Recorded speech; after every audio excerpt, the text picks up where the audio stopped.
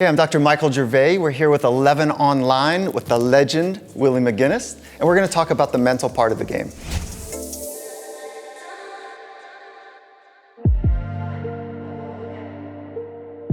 First of all, I want to say it's an honor to be sitting across from you, and the work that you do definitely fits into the realm of not just football, but all sports. And I think the mental aspect is probably the most important, because if you don't have the mental, it doesn't matter how good you are, doesn't matter how fast you are, how high you can jump, none of those things even factor in. How important is the mental aspect and taking your game to a whole nother level? 60 years ago, if you were to ask anybody, is the mental part of the game important? They say, yeah. If you ask them today, they say, yeah. Just what's happening now is that there's a science that can fill that need. As athletes, there's only three things we can train. We can train our craft, we can train our body, and we can train our mind. Sports psychology is the science of training one's mind, and it comes in two forms. Discovery, self-discovery. Who am I? What am I about? What do I want my life to look like and feel like? That's self-discovery. And then the second is sets and reps, which are mental skills. Confidence is a mental skill. You can train it. Being calm is a mental skill. You can train it. Being able to refocus in the present moment is a skill. You can train it. And so we walk through sets and reps for mental skills training and the practice of knowing who you want to become as a young man or a young woman.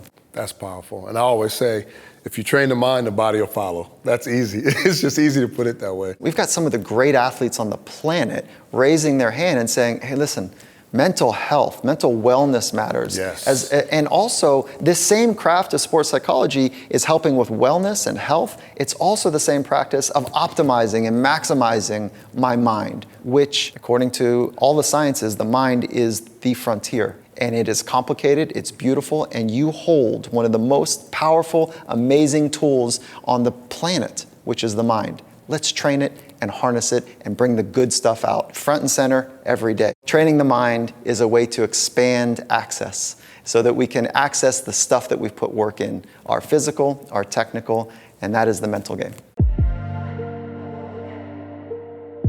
You were the first person to introduce mindfulness to the NFL. How does mindfulness fit into a competitive environment? Let's first get our arms around what mindfulness is.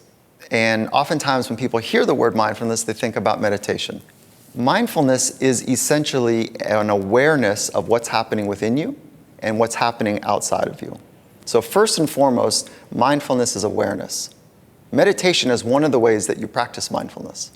The greatest of the greatest of the greatest have a deep understanding of what's happening inside, and they are so present that they see the unfolding environment around them with great accuracy. So mindfulness is the practice of becoming more aware so that you can pivot and adjust to the unfolding demands around you, so that you can be better in the way that you speak to yourself, so that you can be better at the way that you manage emotions. So mindfulness is about awareness, and that is at the ground zero of any part of the mental game is becoming world class, if you can, at becoming aware.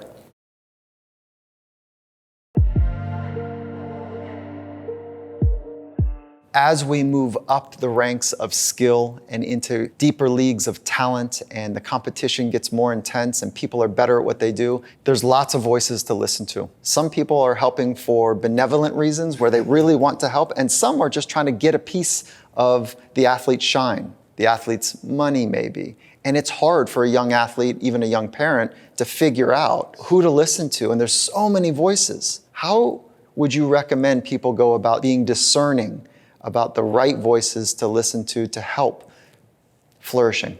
Dr. Mike, this is so important, and I have a saying, to know is to experience.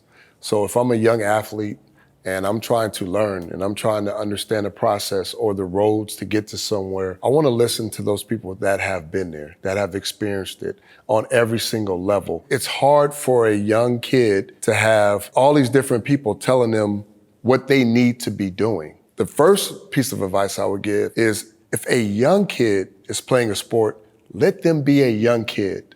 Let them have fun. Let them experience the trials and tribulations of just being a kid. The realization of me becoming a professional athlete didn't happen to my junior year in college because I didn't care about all the other stuff. I had fun. I was playing a sport that I love. It was paying for my education. And when it was time to move forward, I did that. Right now, don't worry about all that stuff. Worry about improving as a player. Worry about having fun. If you take the love out of the sport at a young age for a kid, it's going to destroy them. Because now it's not going to be about the love of the sport. It's going to be about the business or this or that and all these other things that people on the outside, that's all they see, but they don't understand the journey to get to that. So I would say cut out a lot of those people, especially the people that don't have any experience, that've never experienced it on any level, that never had to deal with it, that never had to go out and walk out on the football field in front of 60,000 people, that never had to deal with the amount of money that this kid could possibly make. And then at a certain point in time, those conversations will happen. But at the end of the day, love the sport and have the love for the sport and let it be genuine. Don't convolute it with a lot of outside things that have nothing to do with it.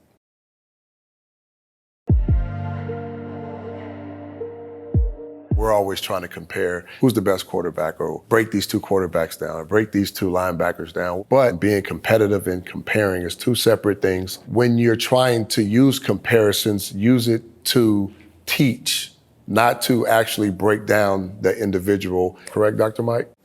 So teachers are all around us, and some of our greatest teachers are our competitors. And so helping to illuminate what somebody else is able to do, there's a dance there. And the dance is look at the information, see if you can learn from how they might be able to do what they're doing. And the dance on the other side is, I wish you were like them. That is a dangerous message for somebody to hear. I wish you could do that. I will love you more if you do that. This gets complicated for young athletes because between the ages of 14 and 22, in that range, we're trying to figure out our identity. That is our job. Role confusion versus identity is the crisis. So identity is, this is who I am. And at a young age, if we over-index to the young athlete that who you are is what you do, more importantly, who you are is what you can't do. That's the message many of us hear as a young kid. You can't do that, you can't do that, you can't do this. Well, then maybe I'm not very good in the eyes of this person sharing it with me. Right. Whew. That's why, like when we go out and quote unquote perform, it feels like our identity is completely enmeshed with what we do. So when we go try to do something, it's our identity at stake, as opposed to the freedom to go express. The love of going and fighting and competing for that last inch or that, one blade of grass or whatever it might be. Totally different mindset. And so if an athlete has developed this mindset that it's hard to get free on game day, one of the things to look at is, what are you really afraid of? I would bet a lot that what most people are afraid of is looking bad. Right. The fear of letting others down and not being enough in the eyes of the people that they care about. So as parents, as coaches, what we can do is decouple what you do from who you are, tell them how much you love them, independent of what they can do, and then help them be great students. A beginner's mind goes a long way in life.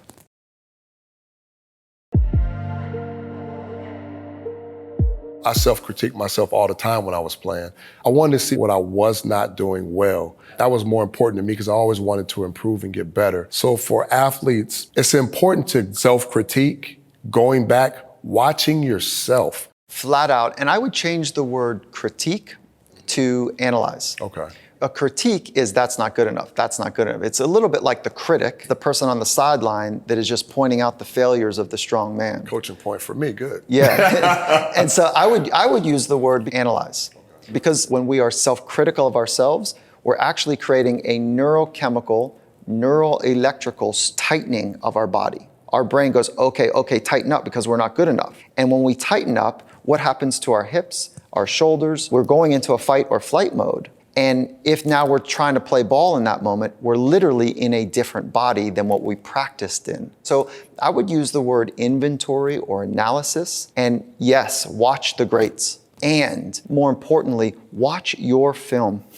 Understand what the great ones around you that are trying to help you are saying. And when you watch it, let it come in, see what it looks like, and then instantly close your eyes. Create a lifelike image where you could smell your mouthpiece, you can hear a crowd if you want, you've got that familiar pad and helmet sound, and then you walk right into that moment, bang, and see it happen. And you get 4, 5, 6, 12 reps of that. That is how you take the instant feedback from film, matched up against what you've seen yourself do really well or the greats do well, and then have a feedback loop of improvement. That is part of the mental game. What most people do, they watch film, they're bored a little bit, they're checking their Instagram, they're checking their phone on whatever, they come back to film, they're searching something up. It's like this strobe light effect of being focused, and they're not getting it. And then they're certainly not getting that second integrated loop of feeling it. Oh, that's it. Bang. Okay, do it again. Bang. Oh, wait, hold on. Let me slow that down. Oh, it's my hip needs to move first. So in imagery, what we want to do is go from slow speed to moderate speed and then real-time speed. And that takes great discipline. But if you really love something, if you really are committed to figuring out your potential, there's no shortcuts, there's no tricks, there's no tips, there's no 7 steps. It's a fundamental organization of your life to improve. And this is one of the great ways to do it.